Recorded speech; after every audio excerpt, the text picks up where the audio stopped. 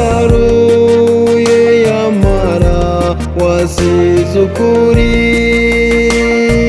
tuzorigendera n'abarundi b'umutima nitwo kwibagira n'inkuru nziza ku bana bawe bagukunda bagukorera twaguhawe n'Imana yo rutare rutanyiganyizwa urakarorero. Buri igenekerezo rya 21 ukwezi kwa 10 uko umwaka utashe abarundi baribuka igandagurwa ry'incungu ya demokarasi President Melchior Ndadaye. Mu ntara ya Ngozi ibirori byo kwibuka urupfu rw'iyo ncungu ya demokarasi byo kuri uyu wa kane igenekerezo rya 21 ukwezi kwa 10 umwaka wa 2021 byatangujwe n'igisabisho cyo kwibuka no gusabira umuhisi Ndadaye Melchior.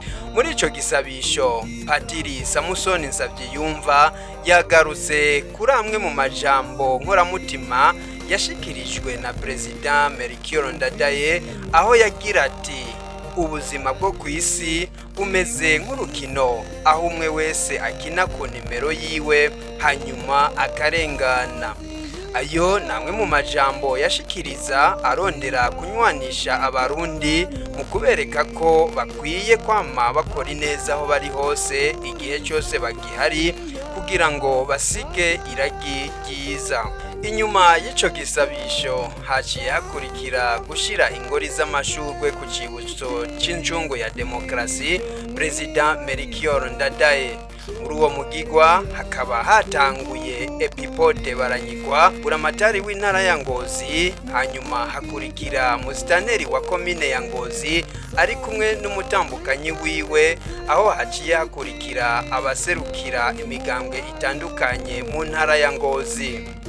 Iyo migambwe nayo ni nka CNDD FDD, Kodebu Iragi rya Ndadaye, umugambwe Sawanya Frodebu, Iprona hamwe n'umugambwe CNL. Uwo mugigwa urangiye hakurikiye ijambo ry'umuhisi Ndadaye Melchior aho ashimira abarundi ko bamaze gutahura ko bashobora guhindura ibintu mu kwitorera indongozi zibushitse. Kurikira Ndadaye Melchior. Dutangiye gushimira abarundi bose atanumwe avuye kubera ako karorero keza mwatanze muri aya matora mu kwerekana izuba ryaka ko mushobora guhindura intwaro no gushimira nshasha mu mahoro n'umutekano ntangere.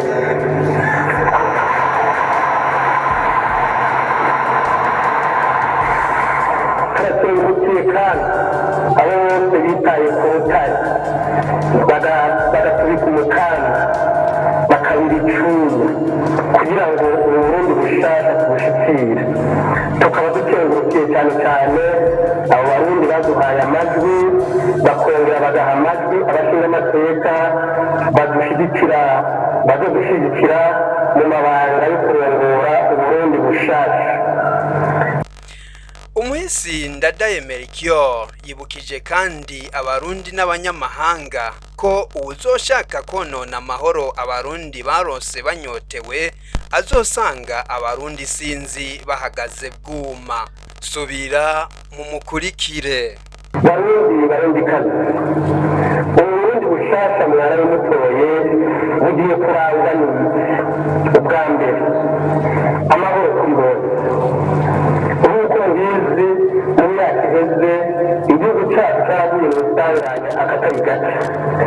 Umubabaro abarundi bagize wabahaye umutima wo gukunda amahoro kurusha.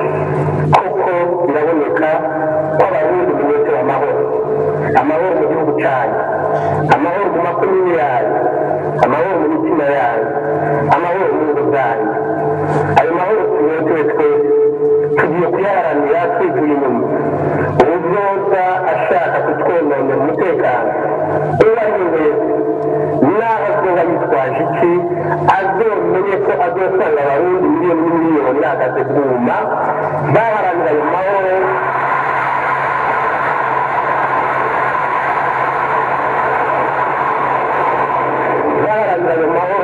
twagwaniye kandi twaraye dutsinze.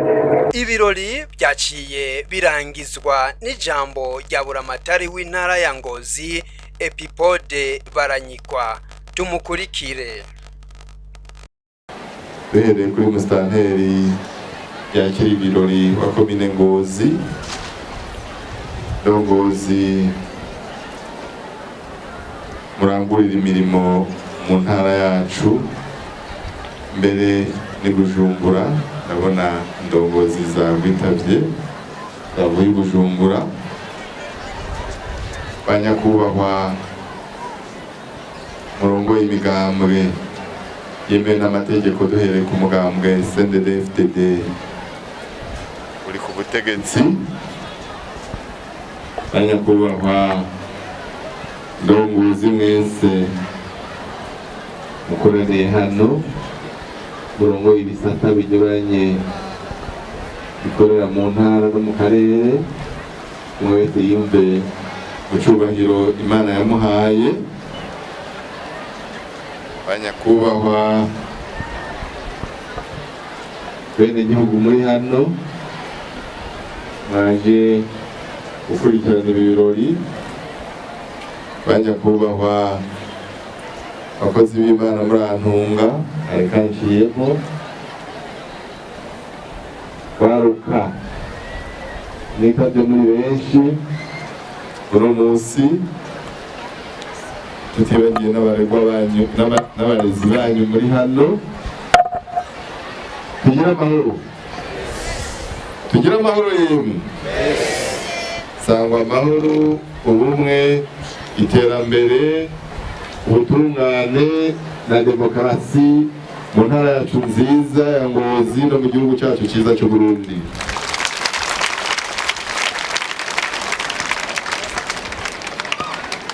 Uyu munsi n'ubundi munsi novuga ko Burundi bwibuka ibihe bidasanzwe bwaciyemwo itariki nk'iyi mu 1993. Amango nk'aya anyene niho twamenyeshwa ko uwo twashize imbere warongora igihugu cyacu ahejeje kugandagurwa. Abantanguriye babivuze neza, baravuga amateka y'ukuntu byagiye biragenda mu gihugu cyacu kugira ngo dushikire uyu munsi. Twari twasabye mbere ko ayo mateka yokwegeranywa kugira ngo urwaruka rwacu rujye rurayumviriza, bavyige mu ishure, ariko hagere n'umunsi wo kugira pratique nk'uyu. Kandi abo mashime abarongoye indero n'abarezi ibyo bintu mwabyubahirije, mukaba mwatuzaniye urwaruka kugira ngo rukurikirane ibijanye n'akahise k'igihugu cyacu.